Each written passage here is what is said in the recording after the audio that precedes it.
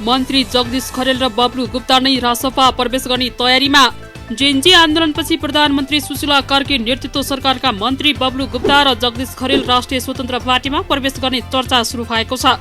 नयाँ शक्ति निर्माणका लागि मेयर बालेन शाहदेखि उज्यालो नेपालका नायक कुलमान घिसिङलाई समेत रासपाले पार्टी प्रवेश गराएसँगै युवा तथा खेलकुद मन्त्री बब्लु गुप्ता र सञ्चार सूचना तथा प्रविधि मन्त्री जगदीश खरेल समेत रासपामा प्रवेश गर्ने तयारीमा छन्। बालेनले रवि लामिछानेसँग भावी प्रधानमन्त्री बन्ने सहमति गर्दै रासपामा प्रवेश गर्दा सञ्चार मन्त्री जगदीश उत्साहित हुँदै नयाँ दिन नयाँ सुरुवात सुन्दर र समोन्नत नेपालको सपना गन्तव्य तय हुँदैछ भनेर फेसबुक स्ट्याटस लेख्दै केही सङ्केत समेत गरेका थिए।